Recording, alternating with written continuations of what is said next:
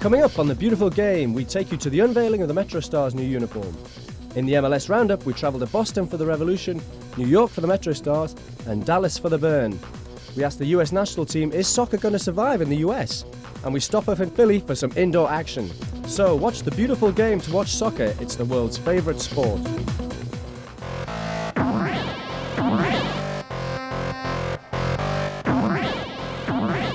Back in January, Nike Town in New York City played host to the Metrostars for the unveiling of their new uniform. Nike is a proud sponsor of 5 Major League Soccer teams. Soccer is alive and well in the United States. Nike is thrilled to be a part of it here and around the globe. And now we'd like to unveil our uniforms.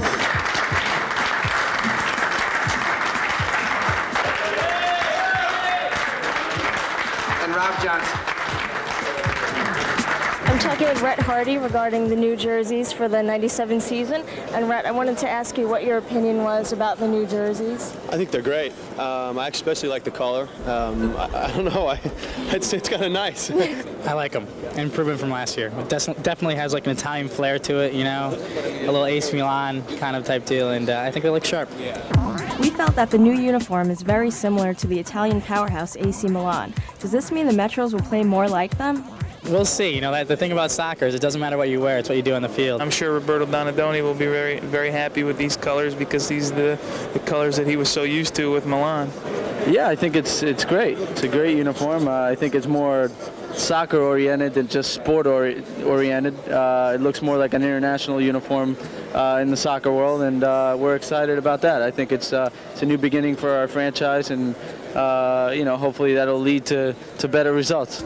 We also asked Tab Ramos how he is recovering from his knee injury. It's going pretty well, and I think realistically we have to think about the end of May, the beginning of June. So it's going to be a while before I'm back, but I'm certainly prepared to do whatever it takes to get there, and I want to make sure. A few die-hard Metro fans were also on hand to give us their opinion of the new shirt. Aesthetically, they look great. And I've known you for a while, and we've been through the different jerseys. Yeah, we have. How do you feel about the possibility of having to buy another 2 or 3 jerseys this year? Personally, I'm a big enough fan that I don't have a problem with that. I'm not really looking forward to buying a new jersey every year, and I hope they don't make a habit of that. But I don't know. Take the good with the bad. They're better than last year. What is your response to fans who are balking at the fact that they'll have to shell out another $60 or $120 to buy 2 more jerseys? Do you have any reaction to that? Save last year's jerseys. Put them in a nice bag, put them in the attic, and once this league is a huge hit, they'll be collector's items and you'll make a lot of money. Most people we spoke to seem to like the new shirt, but love it or hate it, it's going to be around for the whole season anyway.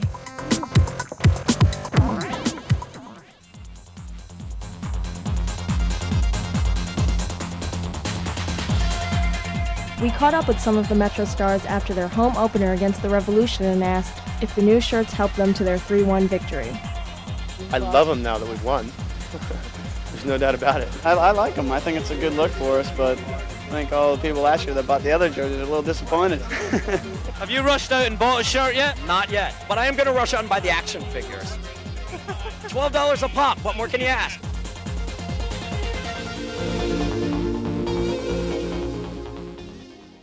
During this season, The Beautiful Game will bring you exceptional footage courtesy of Major League Soccer, combined with the latest dance music from Jackpot Records. Take a look at the Metrostars from last season with a track from The 10th Chapter.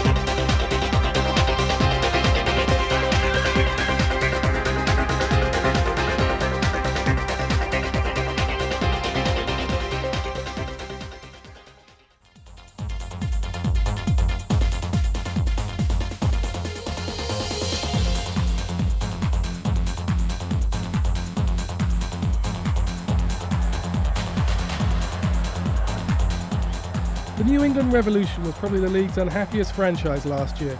Not only did they finish in last place, but they also had many player-coach difficulties. This year's season with a new coach, Thomas Rongen, and 7 new players, including goalkeeper Zenga. You need a good goalkeeper. And, his record speaks for itself. It's incredible what he's done over his career, and he just brings, so much experience and so much confidence back there. We feel that he's going to make the save, and he's going to be there to do whatever he has to do. They've had a fairly good start to the season with 2 wins and 2 losses, and they're sitting mid-table in the league.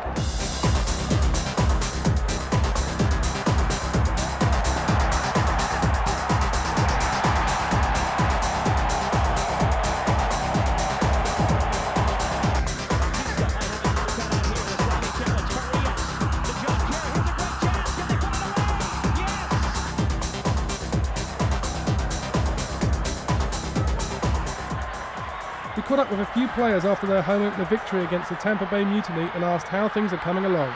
Thomas has the team moving in the right direction, and I think Walter's been a great addition. He brings a lot of experience and a lot of sort of pizzazz and La Dolce Vita and all that to the team, and I think we're headed in the right way. Well, we've got off to a good start so far. We won our first game away from home. We had 2 tough games away, one in New York and one in Tampa. We didn't do so well.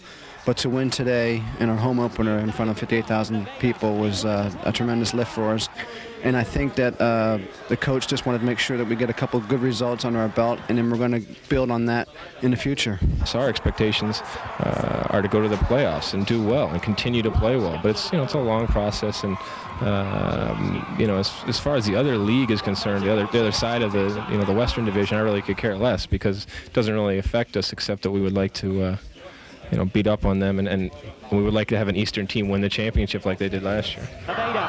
In the next few weeks, the Revolution will play DC United at home on May the 18th and the Rapids at Colorado on May the 24th.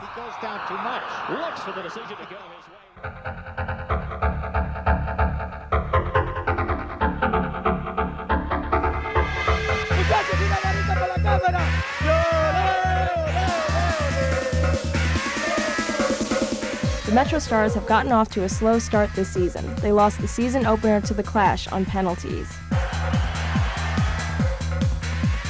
Then they lost away to the Tampa Bay Mutiny, followed by a 2-1 loss away to arch rivals DC United.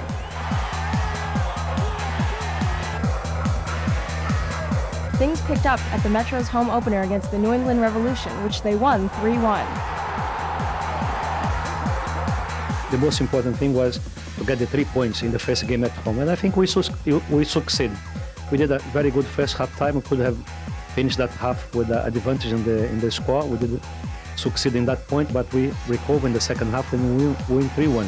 Roberto Donadoni, una partita durissima ma vinta alla grande dai Metrostars contro i New England Revolution che schieravano Walter Zenga in porta. Sì, primo incontro con Walter l'ho vinto io. Avevamo bisogno di vincere perché chiaramente dopo 3 sconfitte era una situazione non era facile. Abbiamo vinto, abbiamo lottato, abbiamo ottenuto il risultato con merito, direi. But alas, this sweet victory was short-lived when DC United returned the following week to win again.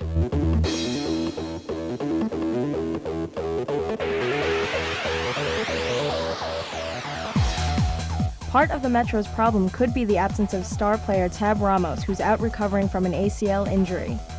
I hope it gives the team a lift. I hope it's not as needed as we're all thinking, I hope that during the next 5 home games that we have in a row, we can get some kind of streak going where we can get back up towards the top of the table.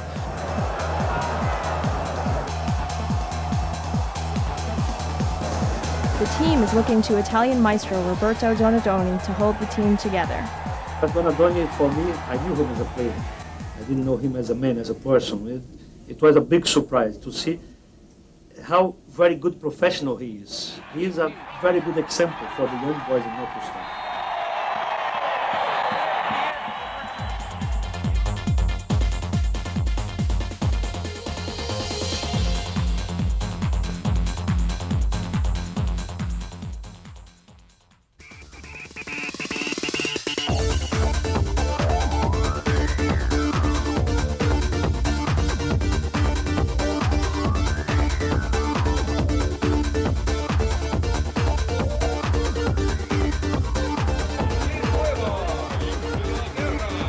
March the 29th in Dallas saw the opening match between the Dallas Burn and the New England Revolution. The Revolution took the points with the help of Dallas, who scored the only goal in the back of their own net. Dallas coach David Deere was less than happy with the result. I thought it was a terrible game, to be honest, on both sides of the ball. And ultimately, that's the coach's responsibility. So if my guys don't come to play, that's my job.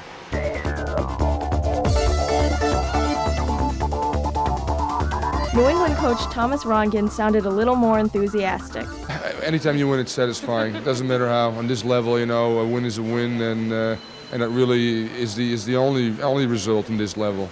I felt like we were just flat. I don't think as a group we gave the whole effort. I felt unfortunate the goal they scored had to be an own goal. You know, one of those things. I feel bad because it hit me, but you know, I guess that's gonna happen. I think. As a group, we didn't play as well as we have played. It was a disappointing start to the Dallas season, but that didn't seem to dampen the fans' spirits. I'm excited for 97 and every season beyond, because I think we're going to take the MLS Cup. I don't care what they say about DC United. I don't care what they say about the Galaxy. They're playing a little shaky today, but as soon as the season wears on, they'll get it together.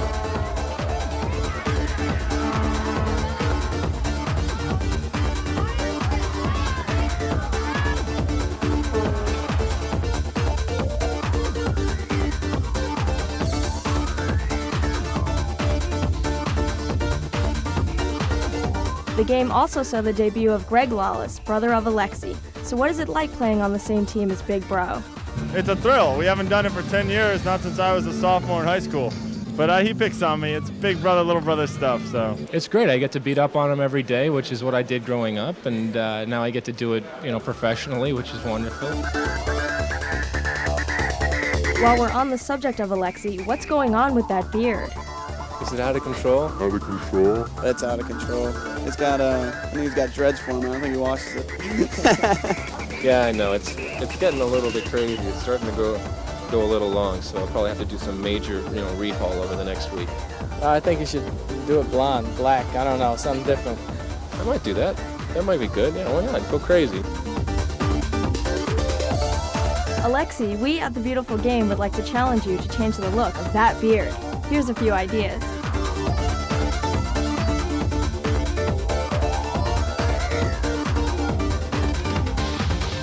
It's well out of control, and it's been so for years. It's been suggested that maybe you should dye it blonde or black. Do you think that's an option? No, not at all. It wouldn't be me. You're sticking with a red beard then? Yeah, definitely. Soccer is the #2 participant sport in the U.S., and its players come in all shapes and sizes. Get it, Tess! Watch out! These tiny tots we caught up with in New York Central Park could be the stars of tomorrow, but more importantly, they should be the soccer fans of the future. The only way for Major League Soccer to develop and become a major force in the U.S. is to give these young players stars to look up to and emulate. We can only achieve this goal through the news media and television, which traditionally ignores the sport. The media has to change. I mean, there's no question about it. I mean, the media are very, very unsympathetic towards soccer. And I'm talking about the established media. And that has to change. That's one of the things that would change everything around. During the course of this season, The Beautiful Game will bring you a series of investigative reports dealing with the future of American soccer, including why the mainstream media ignores soccer, the development of players for the U.S. national team. There may be a Pele out there, or a Mario, or a Bebeto, but they're having a tough time getting it because of the way the system is done. And I think until they start going into the ethnic leagues and taking out the players from the ethnic leagues and getting them involved internationally, the United States won't win anything. We'll also look at other pressing issues. The Beautiful Game keeps you in touch with soccer, bringing you MLS reports, global news, and anything and everything that is soccer. Watch The Beautiful Game to watch soccer. It's the world's favorite sport.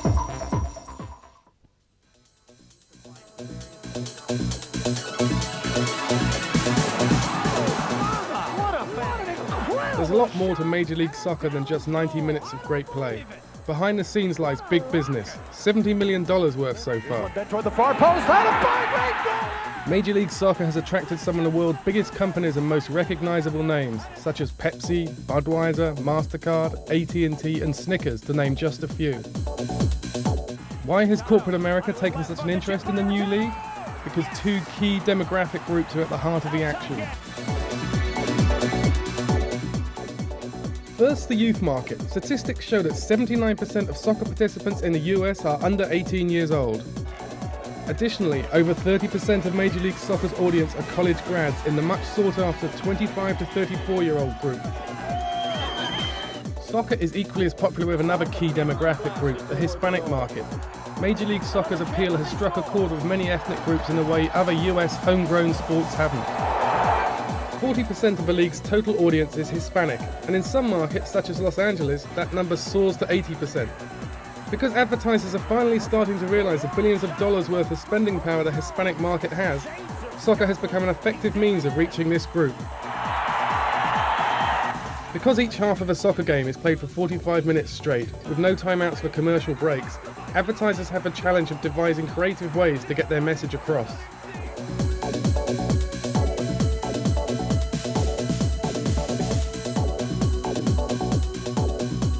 One of the most popular ways is to stamp your message on the player's jerseys. Many shirts not only carry the name of the company that made the jersey, such as Adidas or Nike, but carry the names of the sponsors as well. Then there's a clock that appears on the screen during the game. In addition to the time passed in the game, the clock also prominently features the name of a company. The corporate world also gives its name to many of the trophies given to the players at the end of the season. The MLS doesn't just have the most valuable player, it has the Honda MVP, likewise the Bic Player of the Year and the Budweiser Scoring Champion. Corporate sponsorship is now an integral part of soccer today, but when all is said and done, this is what soccer's all about.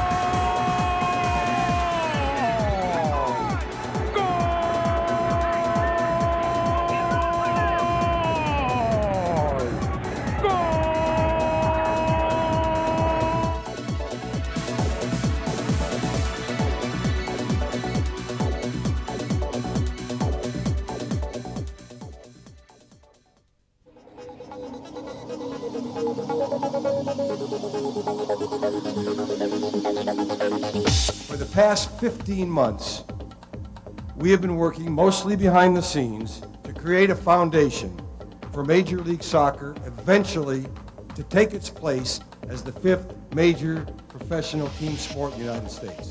This press conference back in December 1995 saw the rebirth of professional soccer in the United States with the launch of Major League Soccer. Now the MLS is in its second season and going strong with 2 new teams promised next year. Miami and Chicago for next year, very strong cities. Chicago is the number 3 media market in the country. We certainly have to be there. And Miami, a very exciting opportunity, the gateway to Latin America, and we think that there are many, many soccer fans in both cities, and they're going to be a good addition to this league. The U.S. national team is also enjoying huge success and well on its way to qualifying to the '98 World Cup in France. The question we are asking is how important is it to the future of soccer in America that they qualify? We went to Foxborough Stadium for the U.S.-Mexico game to put that question to fans and players. It's absolutely essential because we won't get any respect on an international scale, and basically that's it. We'll be written off as a second-rate league and a second-rate country. Is it essential? No, because if it doesn't happen this year, it'll happen a year after. But quite honestly, I think that's a moot point because I don't think there is an if here. U.S. will qualify. They will be one of the top 3. Oh, definitely. I think the sport is growing. There's no doubt about that, and it's like a really wonderful time to be a soccer fan in America right now. If we were not to qualify, yeah, I think that would have a very poor effect, especially since summer '98 we're going to be starting 2 new clubs in the MLS. Do you see it as essential for the future of US soccer that the national team qualifies for France? I'm not sure it's essential. I think it would help an awful lot. I think the soccer is established so that if we didn't qualify, it would still survive, though not as well.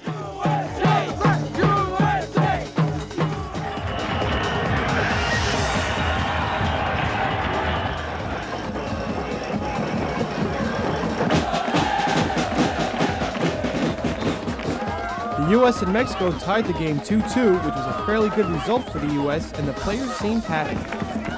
We showed a lot of character today, that we came back with 10 men. I think we had some good chances that we could have put the game away, but yeah, put things in perspective. We got a point and we didn't lose, and it's going to be a long road to the World Cup, so I feel good about the game.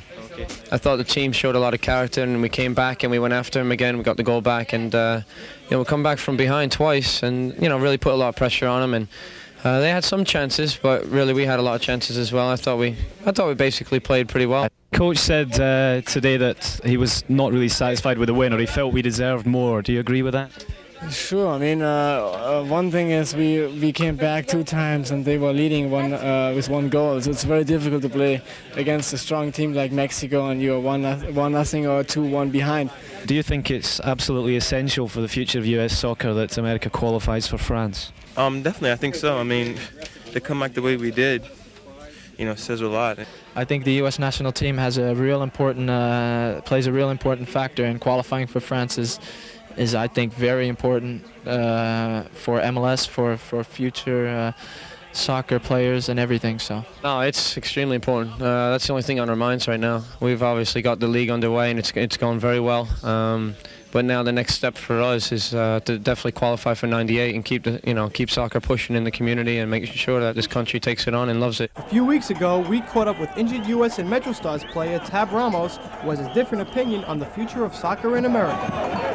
Everybody says that the U.S. team going to the World Cup is almost as important as the league itself doing well, and I don't agree with that. I believe that the U.S. team is going to qualify for the World Cup no matter what, but I don't think that it has such a direct impact on the league. I believe that the fans are still going to go out there, the fans are still going to want to watch soccer, and the league is still going to go if the team doesn't go.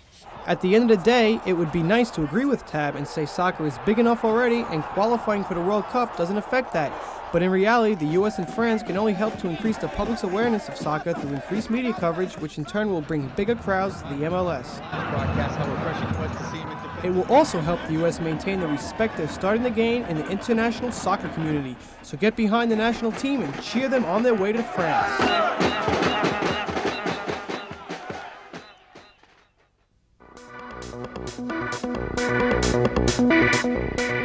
The Beautiful Game is made by the fans, for the fans, and we're looking for your help. If you want to see more of your team, we need you to cover it. Write and tell us why you're good for the job. You can also contact us through the Beautiful Game website at thebeautifulgame.com. Check it out for show times in your region, global soccer news, and up-and-coming events. When winter comes, soccer moves inside. We took a trip to the city of brotherly love to take a look at the new expansion team, the Philadelphia Kicks. The rules of the game are slightly different, so we asked the ref what's going on. Scoring is probably easier to understand if you relate it to basketball. The normal goal, even strength, is worth 2 points. If it's from outside the white arc, but inside the center line, it's 3 points. You're working with a lot smaller space and you have boards involved, so things happen a lot quicker. There's also power plays like ice hockey. How does that work? What do you do to get sent to the sin bin? It's very similar to ice hockey. We have a couple of penalties. Any 2-minute penalty will be a power play, and that's usually for doing something against an opponent. The 5-minute penalties are what are called misconduct penalties, and that's usually for something that was said to the officials. For better or worse, the atmosphere has all the razzmatazz we've come to expect from an American sporting event, but the kids seem to love it, though. A huge percentage of our crowd are the kids that play youth soccer. Youth soccer is phenomenally big in this market. That has been our focus, and they've been the people we've been getting. Before the match, we spoke to Kicks team captain and Colorado Rapids star Peter Vermes. I think it's a great training in the off-season, based on the fact that you really sharpen up your individual skills offensively and defensively.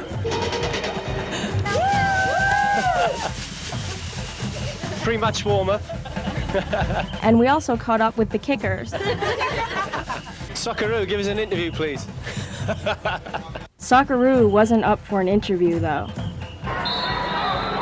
The game is fast-paced with a lot of action, 4 15-minute quarters, and of course, timeouts. But is this better than the real thing?